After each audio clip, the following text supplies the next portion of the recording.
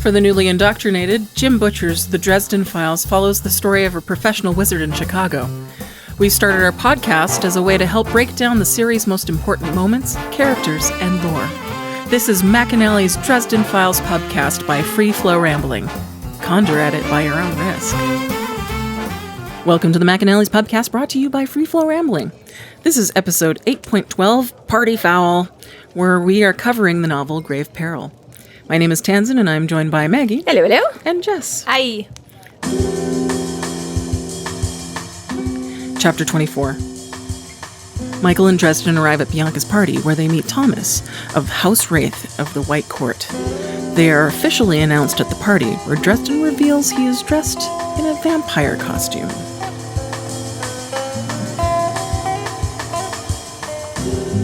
We left off with possible timeline changing decisions in the last chapter. Maybe not, probably less so, but I can see where the potential lies. And they're freaking out because Michael's lost his sword and his wife is in trouble and the baby is sick and Harry's had a bite, and he finally convinces him to Harry had a bite taken out of him. And then Michael's like, I don't know, maybe I should just be home with my family. And he's like, no. And Michael's like, next step. And Harry's like, party. Everybody just chill. Everybody just chill. We're going to take a moment. So we start with them parked outside the mansion. And, Michael's like, so tell me again, Harry, why is this a good idea to go to a masquerade with a bunch of monsters? And right there, you're like, I just feel like this is going to be a good chapter. Well, Michael, the entire book has been talking about tonight. Yeah, so I'm going to think maybe it's time to pay attention to. Yeah, he also asks why Bianca? Why Bianca? Yeah. And he's like, well, we know there's been something stirring it up, and, it was kind of vague before, but now all of a sudden Lydia, who is a completely random odd man out kind of a thing, now there's a connection between her and the vampires, like specifically like Bianca's right hand twits. So he's like, I'm gonna guess somebody in there is working it, and he figures he can identify that icky, gross, cold, burning magic. Psychic impression. The psychic impression, yeah, because as we've only seen a little bit, but Harry, it kind of got brought up at the beginning of this book when he met with Lydia, that as a wizard and a practitioner of the arts, he can get a sense of other people's aura, and practitioners have little tingly bits and things like that, depending on their strength and whatever. So he figures he can get close enough to sense or touch and get a sense that way and figure out what's going on. So Michael's also concerned that the nightmare didn't immediately come after, seeing as Dresden just pissed it off and bound it to him and can't do anything else. He's like, why didn't it come after you the second the sun went down and try and kill you so they can go around, finish killing everybody else? And Harry's like, I don't know, maybe I scared it. He's like, hopefully. But yeah, then of course Michael starts having the morality of it, He's like, we're gonna go in there, like it's a vampire party. Shit's not gonna be kosher, and I can't just stand by. And Harry's like, hey, we're not here to pick a big fight. Like, we can't go rampaging in and save the day. Like, that's, we've been invited. There's rules. There's hospitality. There's, if I go in as a guest, I have to behave like a guest.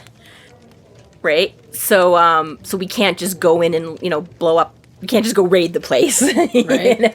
It's like, and Michael's like, well, that's well and fine, but I'm not beholden to the laws of hospitality here, and if shit's going down, I'm not gonna stand around and do nothing. And Harry's like, okay, I get you. Like, I really do, but please, please stand there and watch my back. You don't have to do anything. Right? And Michael's still, again, Michael's a man of his word, man of principle. He's like, I'm still not making any promises, but, and then he's like, let's do a prayer before we go in. And he's like, would you pray with me? And Harry's like, what? And I love this. He's like, you don't have to do anything. Just sit there. Sit there, look pretty, and don't do anything. Yeah, just totally throws it back on, throws his words back at him. I love that moment. It was really funny. I know. He's all like, what? And he's like, you don't have to do anything, Harry. Just sit there and don't talk. So he's like, just please don't get us killed. So yeah, you don't have to say anything. Just be quiet and stay out of the way. So they have a little, and then this is another cute scene. So they get up and they're walking down the street, and he's like, Michael didn't want to park, or didn't want to do like the valet parking, and he's like, I guess I wouldn't want to leave my car with like a blood-sucking fiend of the night either, or whatever. It's good safety protocol. But again, Michael's like, quick getaway, and I'm like, you know what, that's fair too. So they walk to the pair of gates and enter, and as they're about to enter, a limo pulls up with a beautiful couple. Mm-hmm. He was tall, pale as a statue. Sable hair fell in tousled curls to his shoulders. He was dressed in a pair of opalescent butterfly wings that rose from his shoulders, fastened to him by some mysterious mechanism. He wore white leather gloves, their gauntlet cuffs decorated in winding silver designs, and similar designs were set around his calves down to his sandals. At his side hung a sword delicately made. The only other thing he had was a loincloth of some soft white cloth. He had the body for it. Muscle, but not too much of it. Good set of shoulders. And pale skin wasn't darkened anywhere by a hair. Hell's bells. I noticed how good he looked. Yeah, you did, Harry. I noticed, yeah. You really noticed. So, and we should, right before this actually, too, we should mention they also describe Michael when they get out of the car, and he's in full Night of the Cross gear. Yeah. He's got, like, armor basically on, his chainmail. He's got his cloak with the big red cross emblazoned on it. It fastens with like a chain across his. He's got like a helmet. Or doesn't have the sword, but he's got daggers and like and Harry's like, could you be any more obvious? And he's like, hey, I am what I am. This is my outfit. This is my uniform. This is, if you want us to come in costume, this is. And then, so then we find out. So this gentleman gets out of the car with an equally good-looking girl who's dressed in nothing but a few flower petals and a very short skirt,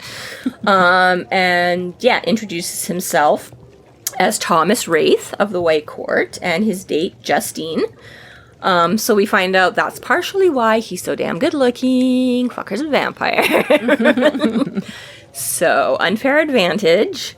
And Harry's kind of like, White Court, and Michael jumps in with like, oh, there's White Court, Red Court, Black Court, and Harry's like, I knew that. Yeah, I think that's the first time that they ever mention the number of different types of courts that they have. Yeah, so he sort of mentioned before that Bianca's are red, but never explained what that meant or told us that there was other ones or anything, because he sort of mentions when he goes to see her before. So so this is why we're like, wait, there's a Red Court and there's like a White Court. And so Michael kind of, and Thomas fills us in a little bit. And it's just, I love Harry. He's like, I knew that. But then Thomas is like, well, for all intents and purposes, it's really just two. Like, oh gosh, the poor blacks aren't doing so good, and doesn't sound at all upset by that. So, real quick, as you said, Thomas and his escort, Justine. Do you know where Justine got her name from? Oh, I feel like I've heard this, or you told me. Justine Bateman. No. So Justine is from the book Justine, or its original title, The Misfortune of Virtue, which was written by Marquis de Sade. Oui, oui. And Marquis de Sade is where we got the term sadism from. Yes. Because essentially the book Justine is about a 12-year-old girl. Well, when the book starts, she's a 26-year-old young woman standing in front of court trying to plead for her innocence. And throughout the story, while she's in court, she's telling the story of her life. And it's essentially from the age of 12 onward how she just kept falling into these sexually abusive situations with man after man after man. Oh, God. Which led to this life. Whoa. So, yeah. That's who Justine shares her name with. Completely random. It bears nothing on Justine herself. No. Who Michael quickly describes as not even 19 yet. Yeah, don't look for any deeper meaning there. Thomas is about 30 right now. Yeah, he's about 5 years older than Harry. Yeah, so he's in at about 30 right now. 30, 31, yeah. Okay. Mm-hmm. So Harry is not drooling, although he carefully wipes his mouth just in case. But yeah, that's Michael's point. He's like, Harry, come on, like, she can't be 19.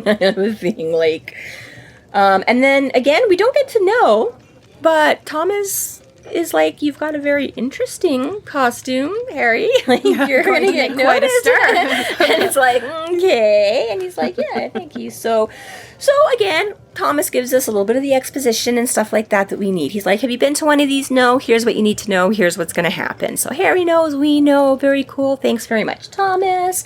And Thomas is just, again, like, he's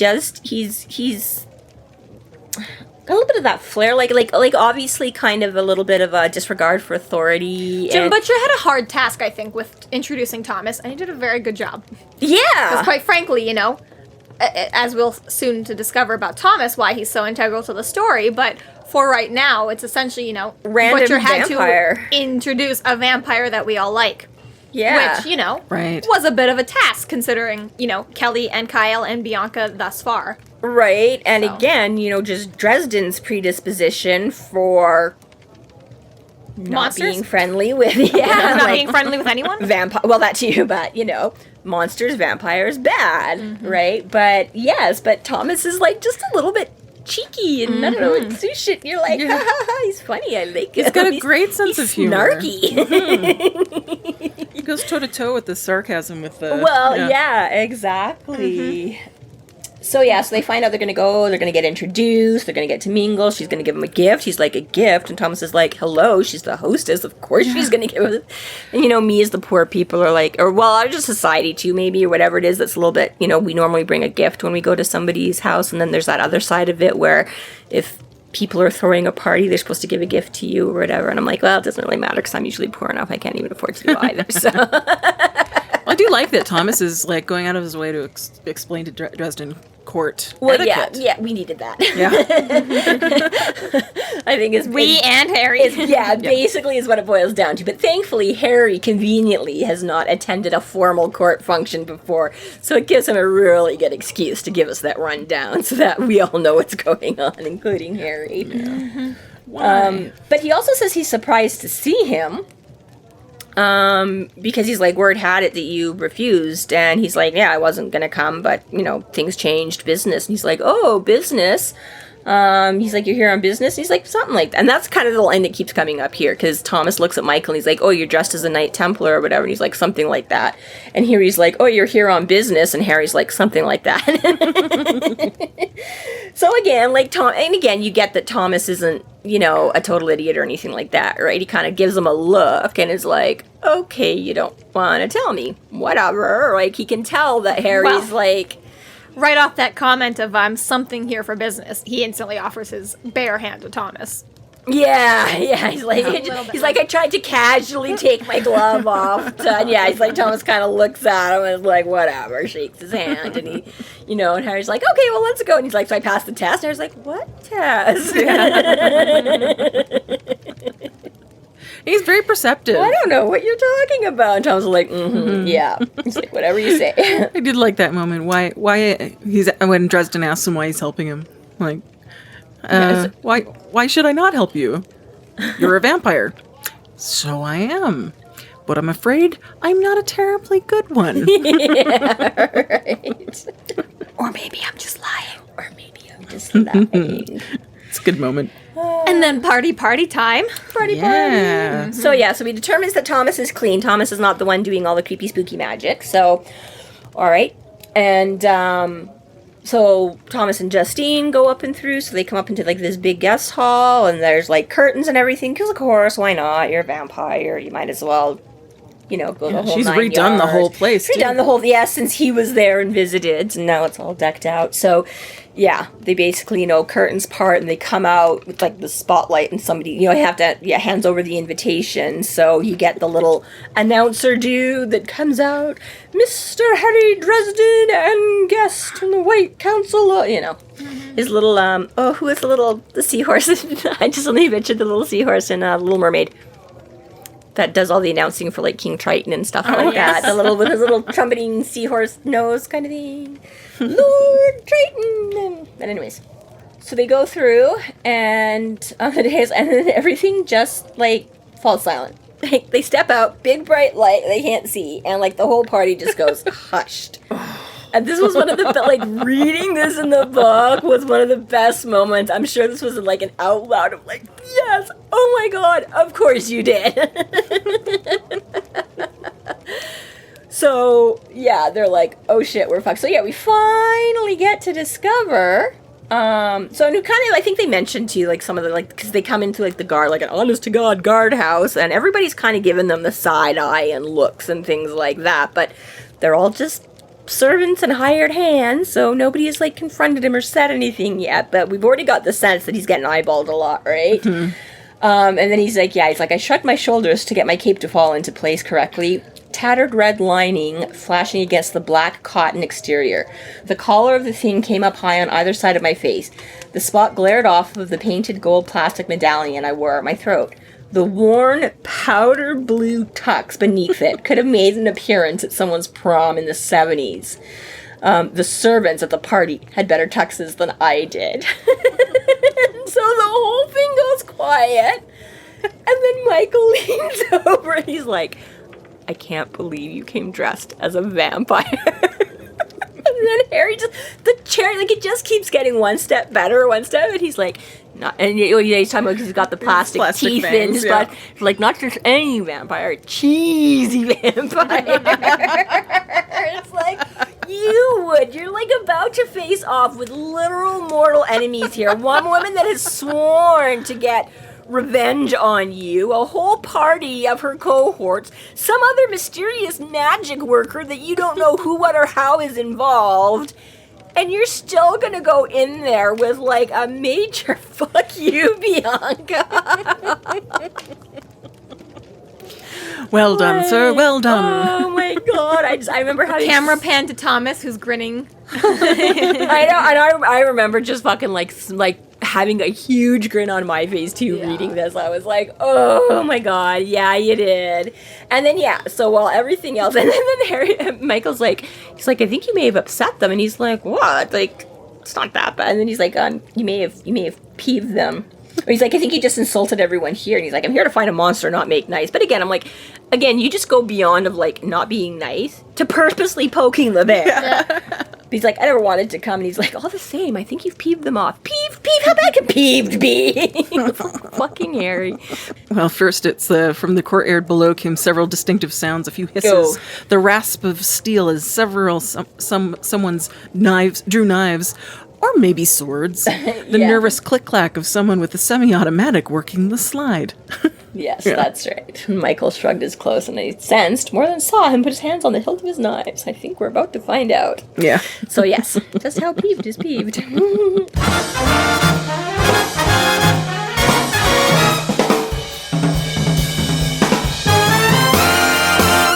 Thank you so much to our Patreon subscribers for your generous support. It's people like you who help us keep doing what we're doing. If you're not yet a Patreon subscriber, sign up today and get a fuck ton of bonus content, kick-ass merch, behind-the-scenes outtakes, and more. Sign up today at patreon.com/freeflowrambling.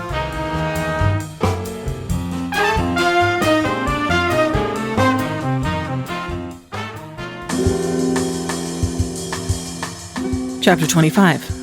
Thomas cleverly diffuses this tense situation over Dresden's costume. Michael and Dresden begin to mingle and are joined by Kyle and Kelly, who make an uncomfortable scene. Thomas returns to tell Dresden the wine has been poisoned a minute too late. It's a very kind way of you putting it. They're joined. They're basically accosted by Kyle and Kelly. But yes, to continue, so they've just come up, and Thomas laughs and is like, I always heard the Red Court was really hospitable. I can't wait to go and tell my dad how lovely you've been. And so Bianca's kind of caught between a rock and a hard place and, reputation, and has to, so thankfully, as you say, he very cleverly diffuses and then Harry's like, I mean, it was a costume party. I was supposed to come as something I'm not, right? Like, I'm sorry if I misunderstand. Yeah. So Bianca's basically like, I fucking hate you, but fucking you're right. So, so thankfully, then Bianca's like, well, all right, I think she has some, she makes some vague she like says something about his taste, and then she's like, oh, we'll like his taste in fashion or whatever. And then she's like, oh, we'll see how you taste, and and then basically like like, oh, people can change their mind. Let's see if yours changes. And he's like, oh shit, because we already know he's gonna have mind altering changes from the vamps and stuff like that. So reads between the lines and figures out that she's just given everybody permission to fuck his shit up. Yeah, and again, I'm sympathetic, and I think being way far on the outside, it's fucking hilarious. But at the same time, you're like, well, really, Harry?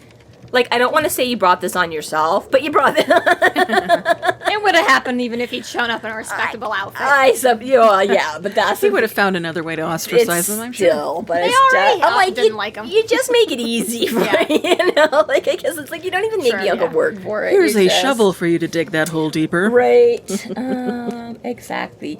So, so the spotlight goes off, and so he goes down and has another little interaction and stuff with Thomas, so he's like, oh, thanks, and then Thomas he's like, oh my, he's like, that was marvelous, Harry, can I call you Harry? He's like, no. He's like, but I did feel kind of bad, because Thomas was, like, being nice to me, so he's like, but thanks. And he's just, can I call you Harry? No, fuck you. I liked that. We couldn't have it descending to general brawl now, could we? We can't? We couldn't? No, of course not. There would be far less few opportunities to seduce and deceive and backstab. Yes, you got a point. So that's basically, as Justine has wandered off and somebody's talking to her and chatting her up, so Thomas excuses himself. Harry and Michael decide, they notice already, so they think we get a quick scope of the courtyard. There's like people in black, there's people in red, there's people in black with bits of red on them, and they kind of suss out these are, Harry's like, are they like junior vamps? And Michael's like, I think more like easy meals. So you've got the, apparently it's all the kids and party goers in black, and they're all snorting things and taking pills and drinking and you're right, moving off into the shadow, because the courtyard's partially lit with all these lights, but of course all these dark shadowed edges around it, right? And then the ones with red collars or wristbands or things are kind of marked as like the pet ones or whatever that I guess will get to be the cattle. And then the vampires themselves are the ones that are like fully dressed in scarlet and stuff like that and whatever. Because that's not cliche for a red court. Well, no, it's perfectly, that's why they're new. Yeah, exactly.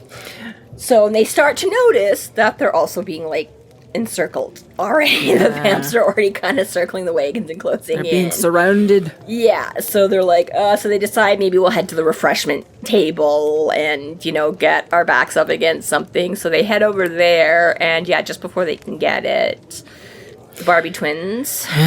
Kyle and Kelly make their appearance. Mm-hmm. Kelly is looking a little worn for wear, though. just a little bit. She's mostly covered up. She's got a mask and a bodysuit, but he's like, I think, he's like, you can see the lower half of her face. Looks like it might be a little puckered around. and of course he asked, oh, hey, hitting the tanning bed a little too hard there, were you? I just love that whole interaction is so catty and so catty. Sarcastic.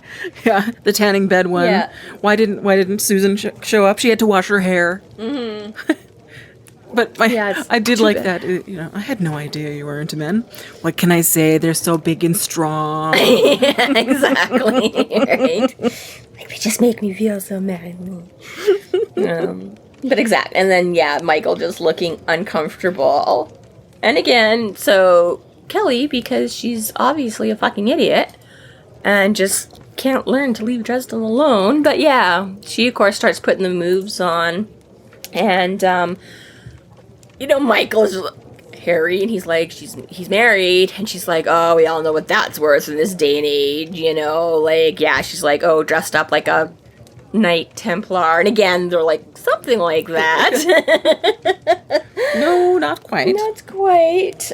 Yeah, she tries touching Michael's arm. Yeah. And bursts into flame. Yeah, well, she can't catch a break, she asks if she can give him a kiss, so she first sees him, and, she's like, she sidled up to Michael and is all, thrusting her chest out and looking all sexy and cute. And she's like, oh, can I give him a kiss? And that's when Michael is just like, Harry. And he's like, he's married. And she's like, oh, well, don't worry. You know, she's like, you'll love it anyways. Everyone does. And Michael, again, like, you got to admire his equilibrium. Or what, you know, like, he's just like, the lady's too you know, like, here she's, like, doing, you know, totally trying to come on to him and tell him that, like, oh, it doesn't matter, you'll like it anyways if we make out and all that kind of stuff. And she's like, you get to party like it's your last night on Earth. And he's just like, the young lady's too kind, you know, instead of being like, fuck off, tramp, or, you know, like... Still pretty cordial for... Yeah, well, exactly, he's still the what's the word I'm looking for? Not the epitome of a gentleman. What am I looking for? Something like that. You guys are useless to me. Anyways. But yeah. The very essence of... Yeah, whatever. Anyway, so she basically admonishes Dresden for dragging in a poor defenseless mortal. Yeah, because she's like, oh, you had me thinking you might be a true Knight Templar. And then Dresden's like, no, not a Knight Templar. And so, yeah, she freaking makes the move on him and literally like a bolt of lightning. Yeah, she just gets that whole... Girl. She just keeps stepping in it. Right? Exactly. She doesn't learn. Like, she's messed with Dresden. Like, first they show up and kind of try a little back door in case she can get at him when they drop off the invitation. And he literally fucking sends a windstorm, like, to get the, like, blow. And literally messes them up and wrecks their clothes. And then they run into him at the van with Lydia. And he manages to, you know, smash a window and rain some sunlight down on her. And now here, she's like, well, let's just keep going. Zap. Yeah, and friggin' touches Harry's friend, and it literally comes on. So Kelly don't learn. Kelly don't learn at all. Like, it's bad enough you're taunting him. Like, just quit touching things and be, like, you know, just leave well enough alone. Look with your eyes, Kelly. And so I love how Michael looked vaguely embarrassed. He's like, because Harry's all like, oh my god, like, that's so cool, I'm impressed. He's like, yeah, no, it's like that sometimes. He's embarrassed, like, oops, I'm sorry, my lightning went off, you know? Like, it's not really the reaction we were expecting from you, Michael, okay. Oh, anti-evil wards. My bad. Alright. So he's like, yeah, but again, it's a great line, right? He's like, well, let that be a lesson, you hands off the fist of God. And I'm like, it really just is. It's a powerful, like, nickname, title, description. God, yeah. Like, just this fist of God is like... So yeah, so now they're pissier. And, you know... Of course, Dresden has to, you know, put the nail in the coffin for the whole scene by being a total dick. And making a toast. Yeah, well, that's it. Yeah, Kyle tries to smooth things over and is like, here's to hospitality. Hands them wine goblets. Yeah, exactly, right. But he's like, you know, Kelly or whatever. She's like, this isn't over, one way or another. Like, he's like, shoo, go away. We have to mingle. You know, like, just totally dismissing her, right? And then, yeah, exactly, as they're all being... But the blast of lightning did succeed in, you know, people start taking a second look about... Whoa.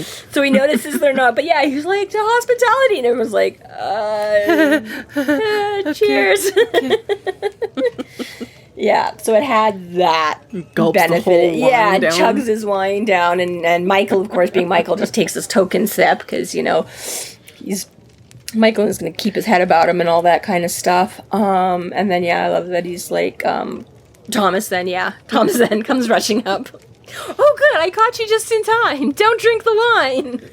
Oh, shit, wait. Which, like, should have been the most obvious thing in the world. Like, I know. I don't think you should have needed to be told that, you know? I always kind of felt that, too. Because I'm pretty sure, again, the first time I read it, I was like, Harry, don't.